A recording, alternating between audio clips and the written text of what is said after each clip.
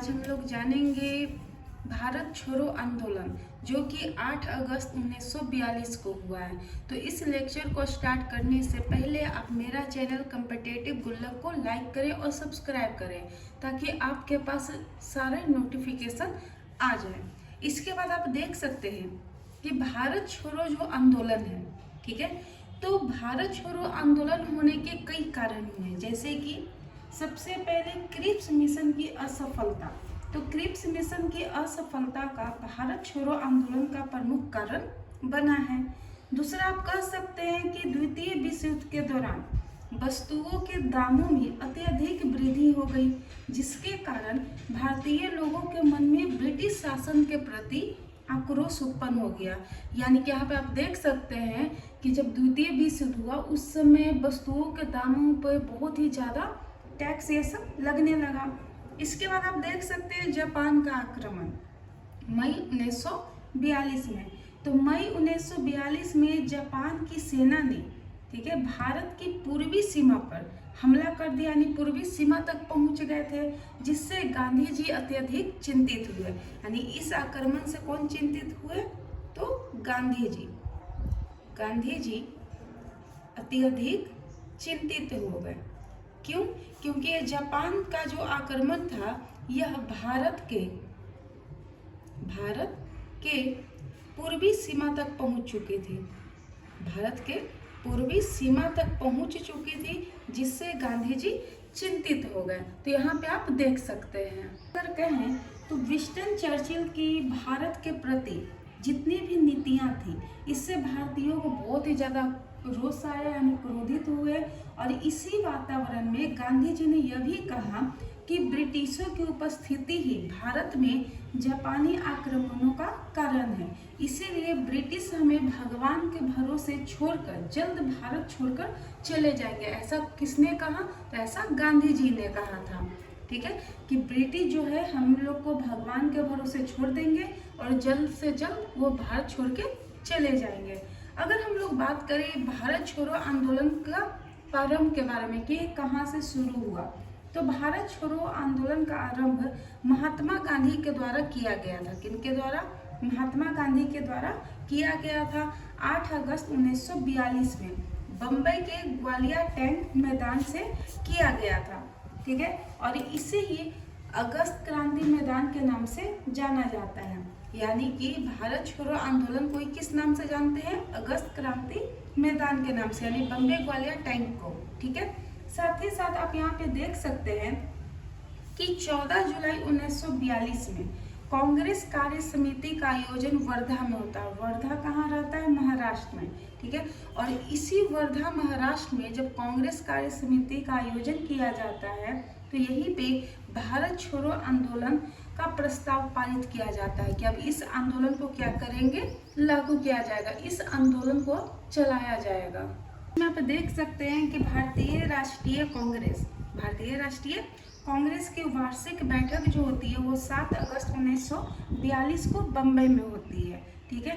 तो 7 अगस्त 1942 को भारतीय राष्ट्रीय कांग्रेस की वार्षिक बैठक बम्बई में बुलाई गई और इसमें वर्धा, ठीक है, यानी कि जो वर्धा में बात किया गया था भारत छोड़ो आंदोलन के बारे में, उसे यहाँ पे फिर से अनुमोदित किया जाता है, यानी फिर से इस पे बात किया जाता है। और 8 अगस्त 1942 में गांधी जी ने ग्वालियर टैंक पे, ठीक है, ग्वालियर टैंक जो कि बम्बई में है, यहाँ से भारत छोड़ो आंदोलन की घोषणा कर देते हैं। और इसी घोषणा के दौरान गांधी जी ने एक नारा भी दिया था, ठीक है, करो या मरो। यानी गांधी जी ने भारतीयों को संबोधित करते हुए यह कहा कि या तो वे आज़ादी प्राप्त कर ले या इसी प्रयास में अपनी जान दे दे। इसीलिए गांधी जी ने करो या मरो का नारा लगाया था। और अगले दिन 9 अगस्त 1942 में गांधी जी और गांधी जी के साथ अन्य कांग्रेस नेता को गिरफ्तार कर लिया जाता है और गांधी जी को आगा खां पैलेस में कैद कर लिया जाता है। कहाँ पे? आगा खां पैलेस में कैद कर लिया जाता है। इसमें आप देख सकते हैं कि जयप्रकाश नारायण ने इसी आंदोलन के दौरान आजाद दस्ता संस्था नामक स्थापना करते हैं, यानी आजाद दस्ता संस्था की स्थापना करते हैं और साथ ही साथ इस आंदोलन में, ठीक है, इस आंदोलन में जयप्रकाश नारायण के द्वारा जो आजाद दस्ता संस्था स्टार्ट किया जाता है, इससे यह आंदोलन संपूर्ण भारत में फैलने लगा। ठीक है, यह भारत में फैलने लगा और इस आंदोलन की तीव्रता हर क्षेत्र में परिवर्तित होते रही, यानी कि पूरे देश में यह फैलने लगा। और इस आंदोलन का अगर प्रमुख केंद्र कहा जाए सबसे ज़्यादा प्रभावशाली, तो वो पश्चिमी उत्तर प्रदेश में रहा था। कहाँ? पश्चिमी उत्तर प्रदेश में। इसी बीच रेडियो कार्यक्रम प्रसारण के द्वारा राम मनोहर लोहिया और उषा मेहता जी ने भी इस आंदोलन में अपनी योगदान दिया है। और साथ ही साथ अगर कहा जाए तो मद्रास में भारत छोड़ो आंदोलन का बहिष्कार किया गया राजगोपालाचारी और जस्टिस पार्टी के द्वारा, यानी कि भारत छोड़ो आंदोलन का यहाँ पे क्या करते हैं, ये लोग बहिष्कार करते हैं।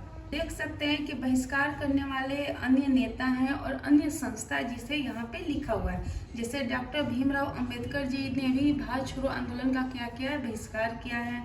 मुस्लिम लीग ने बहिष्कार किया, हिंदू महासभा ने बहिष्कार किया और राष्ट्रीय स्वयंसेवक संघ संस्था ने भी क्या किया है, बहिष्कार किया है। लेकिन अगर भारत छोड़ो आंदोलन का प्रभाव देखा जाए तो इस आंदोलन से क्या होता है कि भारत के विभिन्न भागों में ब्रिटिश सरकार के शासन को समाप्त कर दिया गया। ठीक है, भारत के विभिन्न भागों में ब्रिटिश सरकार के शासन को समाप्त कर दिया गया और यहाँ से समांतर सरकारें स्थापना की गई, यानी समांतर सरकार की स्थापना की जाती है। और साथ ही साथ इस आंदोलन में भारी मात्रा में महिलाओं एवं जो विद्यार्थी होते हैं, छात्र होते हैं, वो भी पार्टिसिपेट करते हैं। तो यहाँ पे आप देख सकते हैं कि किस तरीके से समांतर सरकारें एवं उनके नेतृत्व करता है। ठीक है, तो यहाँ पर अगर बात करें बलिया जो कि यूपी में है, तो यूपी से चीतू पांडे जी ने, ठीक है, समांतर सरकार का क्या किया है, नेतृत्व किया है। सतारा जो कि महाराष्ट्र में, यहाँ से नाना पाटिल। और ये कहा जाता है कि यहाँ पे सबसे लंबे अवधि के लिए समांतर सरकारें चली थी। ताम्लुक या ताम्रलिप्त जो कि बंगाल में है, तो यहाँ से सतीश सामंत जी नेतृत्व कर रहे थे। और तलचर जो कि उड़ीसा में है, तो यहाँ से लक्ष्मण नायक जी ने नेतृत्व किया है। आप यहाँ देख सकते हैं कि गांधी जी के जेल के दौरान, यानी जब गांधी जी जेल में थे, तभी उनकी पत्नी कस्तूरबा गांधी और महादेव देसाई जो कि निजी सचिव रहे हैं, इन दोनों की मृत्यु हो जाती है। ठीक है, और साथ ही साथ भारत छोड़ो आंदोलन जो कि 8 अगस्त 1942 में हुआ था, उसमें भारत के ब्रिटिश वायसराय लॉर्ड लिनलिथगो जी थे।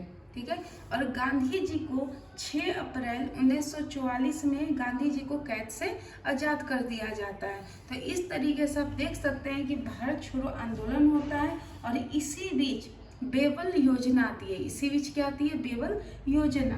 ठीक है, तो भारत छोड़ो आंदोलन के बाद कौन सी योजना आएगी, बेबल योजना आएगी। और उस समय के जब ब्रिटिश वायसराय रहेंगे वो लॉर्ड बेबल जी रहेंगे। तो अगले लेक्चर में हम लोग बेबल योजना और कैबिनेट मिशन के बारे में जानते हैं।